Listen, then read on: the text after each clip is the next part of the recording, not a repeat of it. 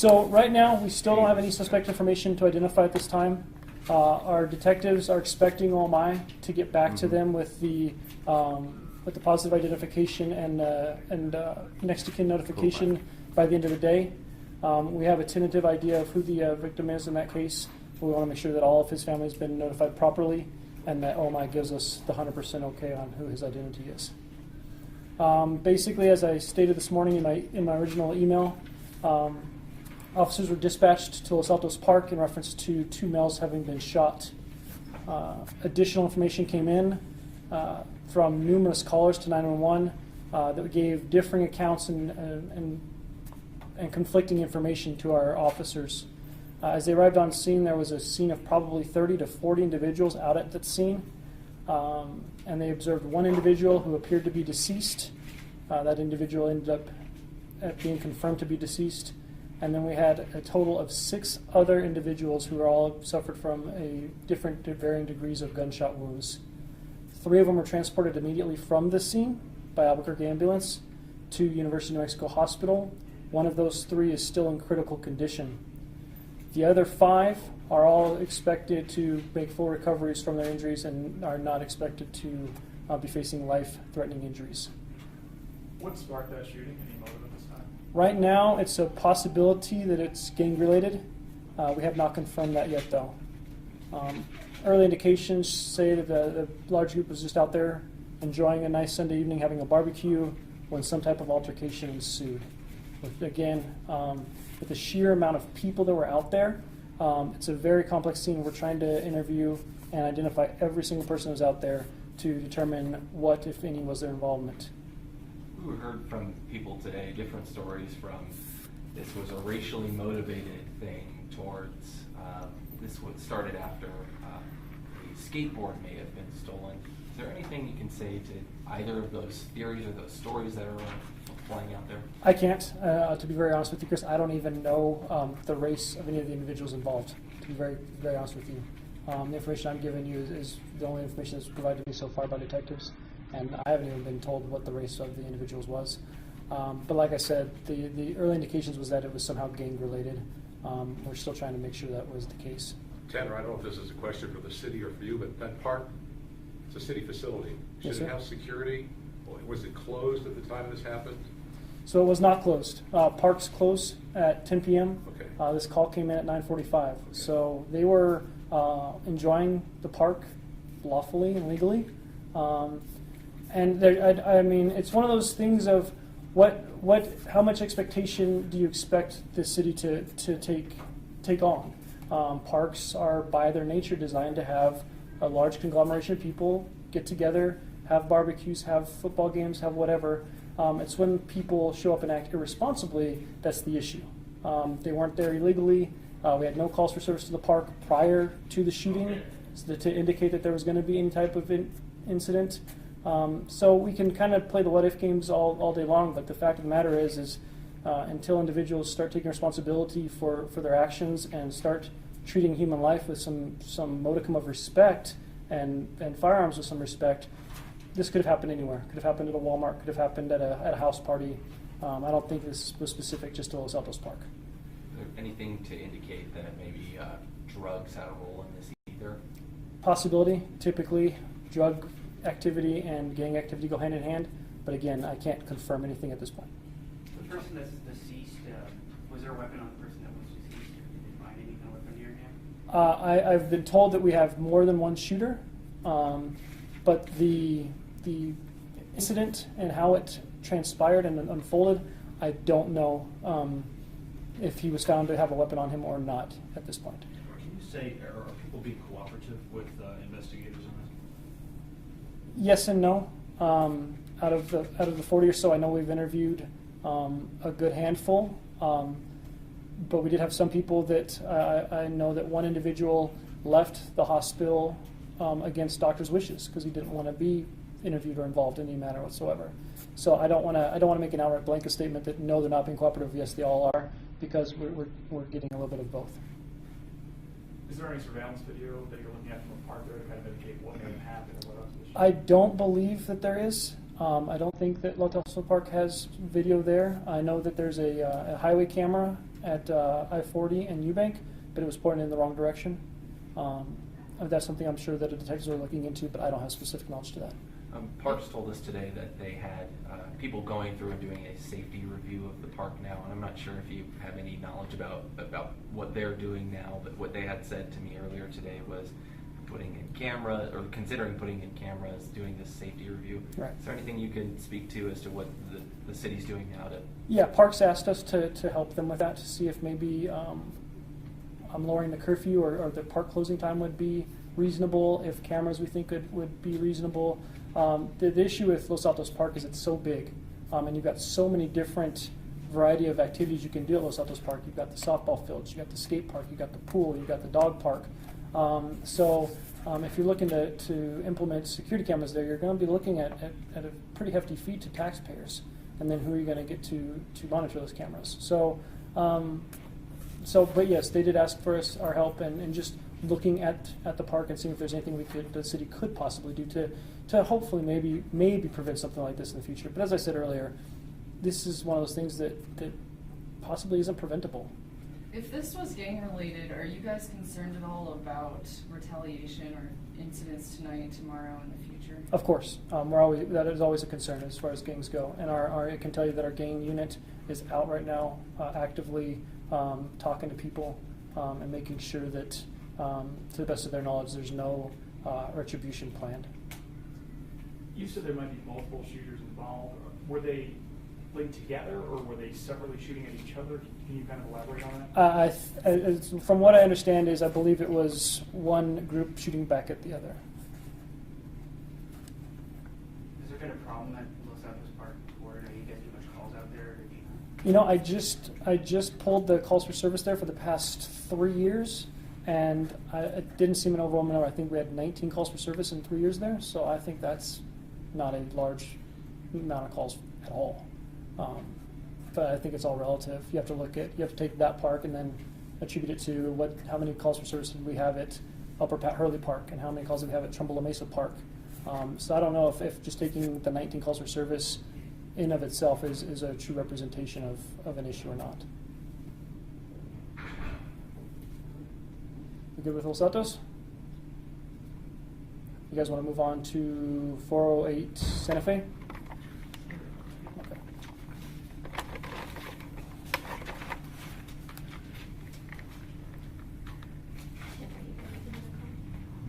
Everyone good to go?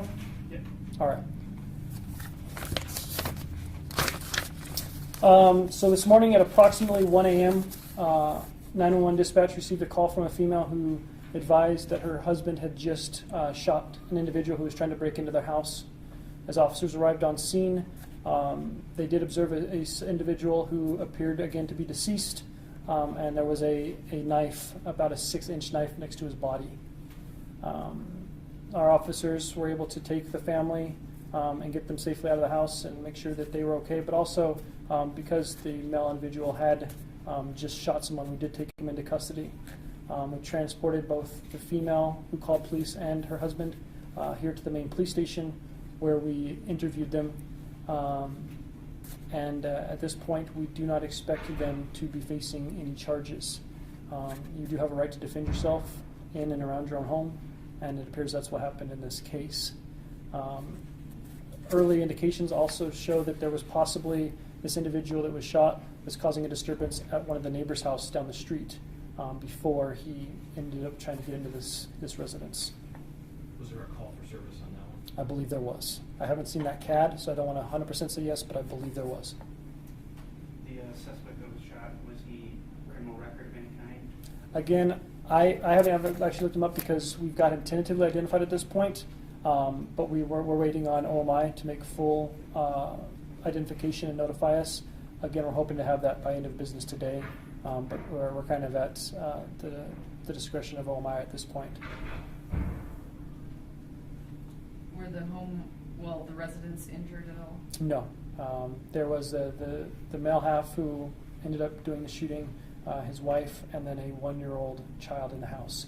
Everyone was fine. You might have said this, but did he make it inside the actual house? I don't believe he did. There's two barriers to the house. There's an exterior screen door and then the interior door. He was able to get the exterior screen door open, and as he was trying to force entry into the interior door, that's when the homeowner confronted him. So he never actually made it into the house. Homeowner have that gun legally? You know? As far as I know, I don't believe he was a felon, convicted felon. No, it's registered. I mean, not registered. But But there's no registration laws in the state of Mexico. No, was it a gun legally purchased? As far as I can tell at this point, that's going to take a little bit more background check, though. How many times did he fire? Don't know. I'm sure the detectives know. I don't know that.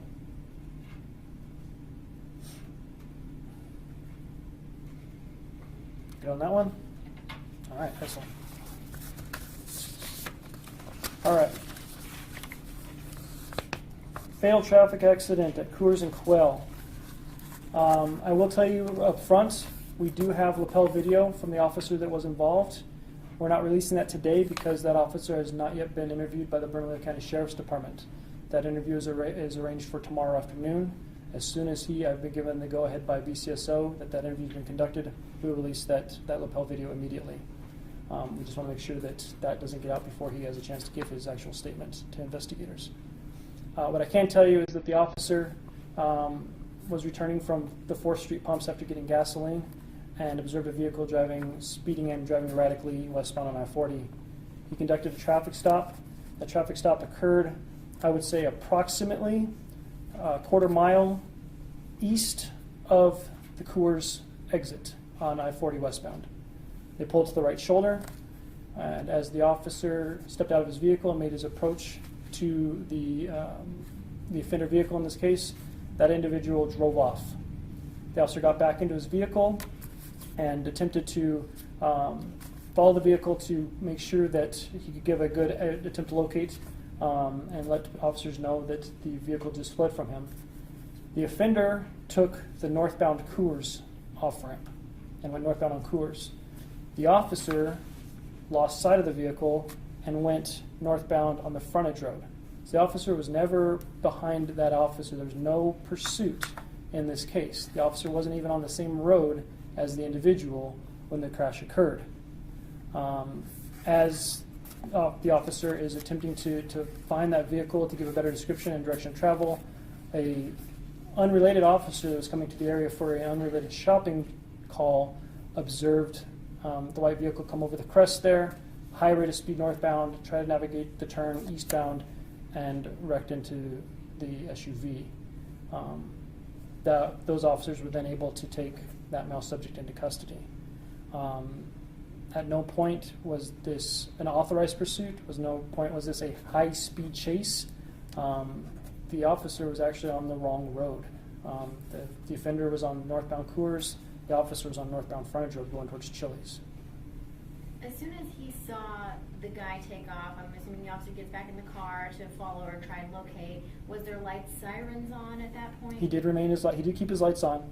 And you need to understand there's a difference between following a person to get a better lane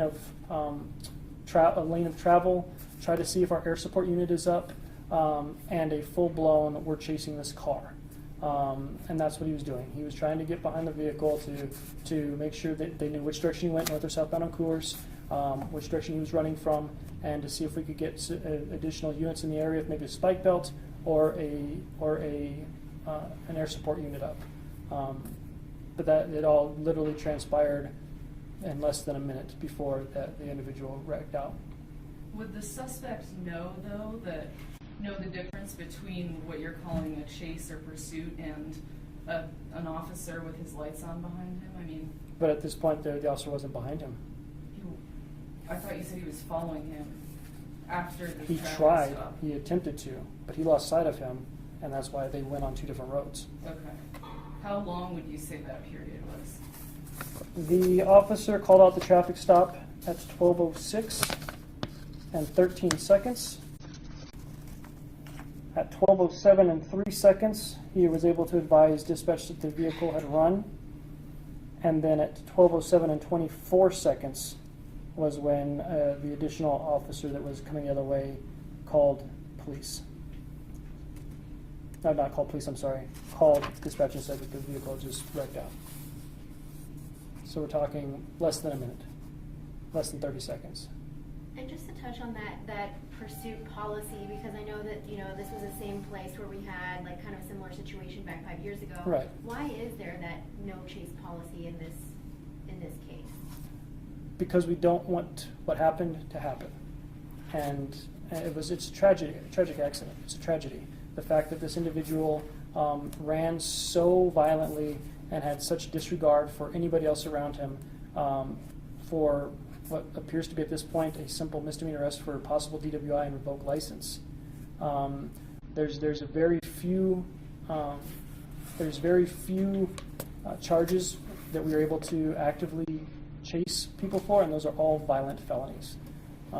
So in this case, there was no pursuit, there was no high-speed chase, there was no cameras overhead and helicopters. It literally, guy takes off from the traffic stop, officer gets back in his car to try to figure out which way he's going, guy wrecks out that fast. Some would say that, it's kind of like, it's difficult for officers, I'm assuming, in that position where it's like, well, why, some people ask, like, well, why can't they chase a bad guy, or why? By nature, we like chasing after stuff that runs from us. We're kind of like dogs in that scenario. Someone runs from us, we are kind of like in tune by nature to chase after them. It's very difficult, and I can speak from experience, when someone runs from me in this situation, to just turn off your lights, call it out on the air, and let them go. And sometimes this happens. It's happened to me where we turn off our lights, he runs 3 red lights, and the 4th red light he runs, he T-bones somebody, and I'm 3/4 of a mile back. Am I chasing him? No, but people don't have any respect, and they don't want to take responsibility for their actions, and this is what happens, and it's tragic. And we extend our condolences to the family that lost this husband and his father, and has 3 other of their family members in the hospital right now. The fact of the matter is, there's only one person to blame for this, and that's the individual that ran from the traffic stop and disregarded any type of safety or courtesy by running the way he did. Did he say anything else to officers? I know that you guys sent out that statement last night. He seemed pretty belligerent right afterwards. Right. I haven't looked at the full transcribed or listened to the full interview, so I don't know what was said. But I know there was probably more statements made. That one just seemed to stick to the detectives. Really bothered him. Were you able to search his car yet? Do you know if he had any weapons on him? Or? We're gonna have to get a search warrant for it, and I don't think that's been obtained yet, or at least been executed yet. Why isn't he charged? Well, he's been charged with vehicular homicide. Okay. Will he be charged with DWI, or are we waiting? So that's gonna have to happen at the grand jury level. You can't put a felony and a misdemeanor on the same charging document, the same criminal complaint, because any defense attorney worth his salt will automatically plea to the misdemeanor, and the felony gets kicked out.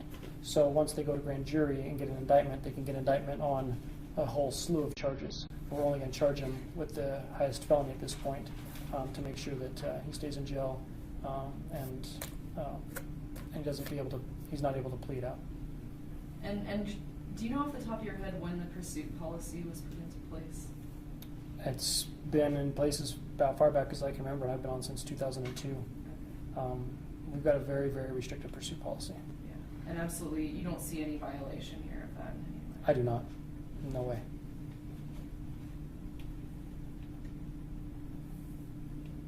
But to be fair, I'm not an investigator, and I'm only a patrolman first class. I'm not a supervisor. But in my training and my experience and seeing what happened on the video, no, there's absolutely no violation of that pursuit policy. And why is BCSO? Did you say BCSO is interviewing the officer? They are. 2 reasons. One, because of the fact that the officer just pulled the car over. We didn't want any indication of impropriety. We wanted to bring in the multi-jurisdictional task force. But 2, this was the 4th fatal traffic accident that our traffic investigators had investigated in less than 24 hours. They were stretched thin, and we could use the additional manpower. So it was a 2-pronged issue. Just to go back to Los Altos for a second, I know Yeah. the release you sent out this morning, you said there were 2 vehicles you were looking at. Mhm. Did you get a chance to go into those yet, and did you find anything? I don't know. I honestly don't know. Typically, because we have those in a secure environment, the search warrant on the vehicles isn't the first and foremost thing in a detective's mind. They want to try to indicate and locate suspects because we've got those vehicles. We're going to get a search warrant for them, and they're in a secure place. So whatever's in them is going to be in them. And so it's not our utmost priority. And so I would probably venture to guess that the search warrant has not been executed on those 2 vehicles yet, but I can't confirm either way. And I know you said the park closes at 10 o'clock, you were Mhm. saying, but the city's website is closing at 5. Is there an error on the city's website then? Or? Possibly. I'd have to look into that. All I know is as a police officer, we know that there's a curfew on all parks at 10 p.m. So if that's different for Los Altos Park, then we'll look into that for sure. But as far as as far as I'm aware, all parks in the city of Albuquerque are open until 10 p.m. And all the victims are adults, no children or underage people involved at this time? I don't know.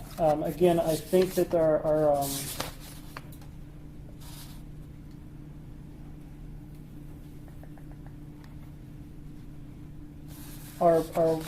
our deceased, if my math is correct, and this is who we think it is, could possibly be 17. I'm going to have to look at my math, though. I'm bad at math. Okay. One more question on the fatal crash. Do we know any updates about the victims? I mean, are they still all in critical? Does it look like they'll be okay? You know, I wasn't able to get a hold of the traffic supervisor before this happened, so I don't have updates on them. Typically, though, if they had taken a turn for the worst, I would have been notified. So at this point, I'm assuming they're either still in critical or getting better. I don't think we need to worry about having additional deaths from this, thankfully. The lapel video, did it come from the first officer or the second one involved? I'll release as many as you want, Well, but I've got the one I was referring to is from the officer that made the initial traffic stop. I also got lapel video of the actual arrest as well. I can release them both. So do you have lapel of the actual accident? No, we do not. I do know I'm sorry? Is there surveillance video at the gas station? Yeah, I believe that traffic investigators are pulling all their surveillance video from both or from both gas stations as well as the Home Depot. Don't know what those are going to show or not going to show, but they are looking into those.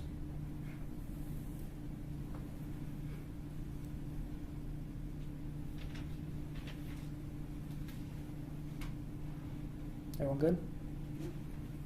Any other catch-alls that you want me to talk about that wasn't involved in these last 3 incidents? No? All right, guys. Thanks for coming. Hope you got everything. You're welcome.